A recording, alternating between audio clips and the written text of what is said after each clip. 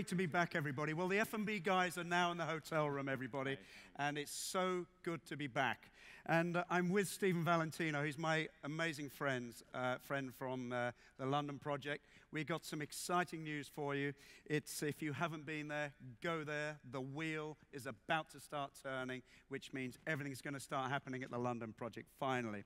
Today, I'm going to talk to Stephen about his vision for the UAE. We're going to talk about what inspired him, he and Keith, to create the London project, Blue Waters. But also, most excitingly, his global plans. But before we do that, Stephen, we're going to roll VT. We're going to show you a bit more all about it.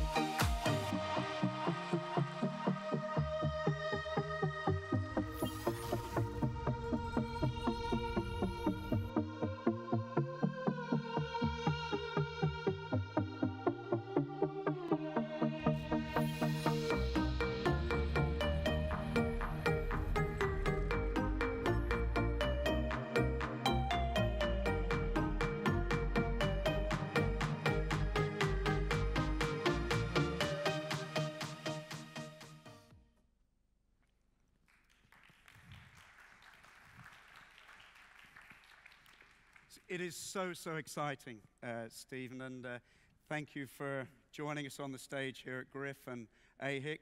Every great hotel needs a great F&B brand and a gin and tonic. Thank you so much. It is a Griff tradition, by the way, ladies and gentlemen, that we have a gin and tonic. So here goes. What started in Amsterdam has gone around the world. But Stephen, we've talked for hours in the London project and other places. And I remember most business plans start on the back of a napkin, on the back of a tablecloth, don't they? But talk to us about how your plan went from that sketch on a tablecloth to where we are now down at Blue Waters.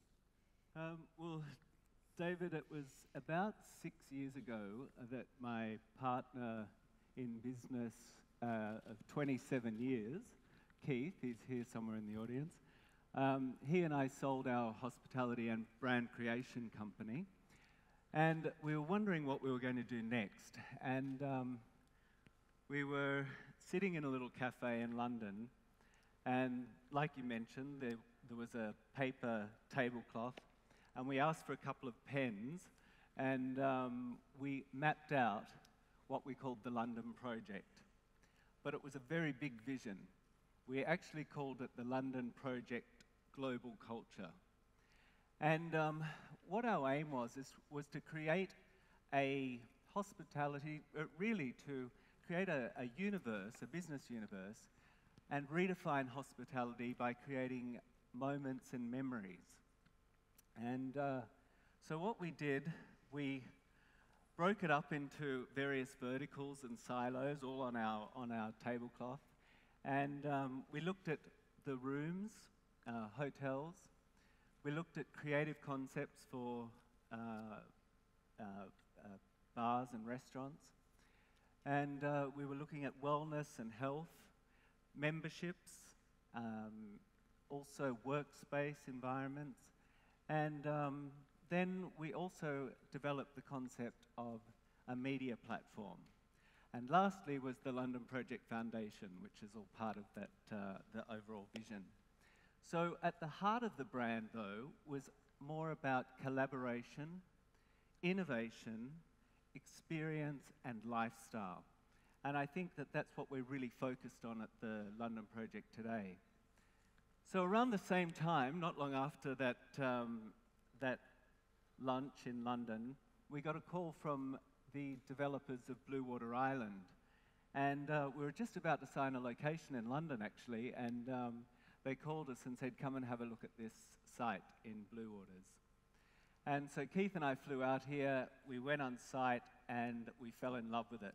The location itself, when you're on that terrace, and you've been there many times, the view out over the skyline of JBR and Marina and the Palm, and then sitting under this New World icon, we thought that this is where we're going to start. And I said to you the other day, I said, you must be crazy at this time, because I went round that island, I think, oh my God.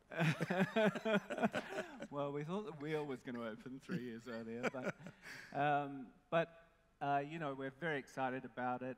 So I guess initially, whilst the concept was conceived in London, we actually are proud to say that it was the first incarnation was born here in Dubai. It's been a long journey, hasn't it, Steve? It's been 3 years. We've had the last 8 years and a half in between that as well, haven't we? And you've managed to kind of hold it together, hold your team together, and it really is an extraordinary business. And as I said earlier, the wheel will start turning in October. And how do you see that kind of coming alive then? Well, we've been, you know, we were one of the first to open on the island, so we've been anxiously awaiting the wheels opening, and we're really excited that it's opening next month. Yes. I think it's really going to add so much to the development. Obviously, I think it's one of the most beautiful developments in Dubai. And I think, you know, that and the Burj Khalifa, they'll be the two biggest tourist attractions in town. I agree, and you're going to start to really own that area, aren't you? You've got some plans to evolve there now. Yeah, we've, now that the wheel's opening, we're actually revisiting the existing site. We're adding a couple of new ideas within the venue, so you'll see that happen over the next few months. And so it'll be really like a new venue, actually. Sure. So we're quite excited. To get some more juice on that, I think is to head to the bar, the London Project Bar, over in the social room over there. Yeah, exactly. Afterwards. Everyone's welcome. Yeah, exactly, exactly. There's some beautiful gems there. But yourself and Keith really, truly are pioneers and you're extraordinary visionaries. I mean, just that list and that tablecloth. I wish you still had it. Yeah, I wish we did. But when you talk about disruption and that long list of everything that you really do aspire to, it's not a dream. This is going to really happen, isn't it? Who else in the industry do you admire? Well, I think to answer that question, you know, there's just so many people that we look up to in the industry, and from individuals to corporates. I think to answer it, I'd look back over my 30-year career in the hospitality industry, and I think that we've seen so many changes. So I remember when I started out where there wasn't much investment in interior fit-outs. Things were mainly about the food. Service was average. And then there was a real sort of transformation and a debate around what's more important, food or service. And that debate went on for a few years. And then we saw the sort of rise in service standards in the industry. And then Instagram hit. And that changed everything. So we're really excited about this whole media side. I think that it's something that's a really big development in our industry. So we're putting podcast studios in all our venues. Yes. And where, you know, the waiters now really are like art directors and cameramen in the restaurant as well. You know, like they're all working on people's Instagram accounts. Yes. But this is exciting, and we see that the F&B industry has so much potential to build content around this and really develop it further. For a lot of people, initially, they were a bit resistant to the Instagram movement and the influencers. But for us, I see it as something that's a really great opportunity. But you've designed your restaurants for that, haven't you? Designed what's on the plate. You even consider the sound of the cutlery against the plate. And 100%. all this is so important, isn't it? And I don't think there is a boring corner of where you are in your restaurant. And for me, when I'm looking at a place, that's exactly what I'm looking at. Yeah. There shouldn't be a single table here where I don't want to sit somebody. And you've done that. Exactly. And really trying to zone the different venues within. But to your point about who we admire as well, I think there's a lot of people, as well as the media side, there's this membership and lifestyle side, which I think is really important. And I think Soho House do it so well. Where they've curated experiences for their members, and whether it's the accommodation or the food or even the destination that they've chosen to locate, and global events, and I think they really lead the way. So I'm quite inspired by them, and I think their membership model has paved the way for others. And for us moving forward, we're looking at a hybrid membership model as we actually roll out the brand globally.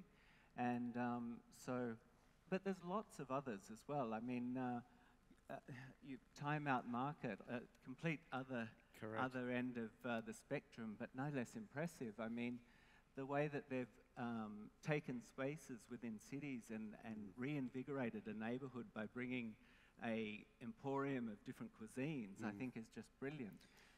I'm getting a matronly stare from Jennifer, and we've only got 15 minutes left. But we've talked for hours about your vision, and today we've taken all those nights into a few minutes here. But quickly, can you share your plans beyond Dubai now? Because this is really important for you. We're opening a second location in Dubai. That's under construction now, down in Dubai Marina. And we're really excited about that. It's actually 3 separate concepts, all under the one roof, all called, the brand is the London Project, but there'll be 3 separate identities within the brand itself. So that's really exciting. That'll open in March. Next year, in August, we're taking the brand back to London. So we've got our flagship location opening in London. Again, 3 floors, 3 different concepts with under the one roof. We've got a gin distillery going in, a whiskey club, a podcast studio on the rooftop. So that's really exciting. And then in 2023, we've got Barcelona opening, huge location, 5 concepts under the one roof. And then we're doing the US. It's truly amazing, and I think I talk a lot about the entrepreneurship and how brands are evolving here in Dubai, and it wouldn't have been that long ago where we thought it would be impossible to export Dubai to the rest of the world. But I think it's very exciting to be sat here talking about the London project in Dubai, going to London, to Europe, to the rest of the world. And so thank you, Stephen, for sharing your stories. And we've got no time for questions, I'm afraid, but it's all off to the gin bar, I think, straight after this. Happy to answer Thank any you so much, questions. Stephen. Thanks, David. Thank you. Great to talk to you. Thank you. Thank you, David. Thank you. Thank you, Stephen. I so enjoyed our advisory board reception where we had at the London Project. It was great fun, and I love the way you're bringing in that whole media side into your business. Thanks. Transformational. So congratulations. Thank you. All right. Thanks.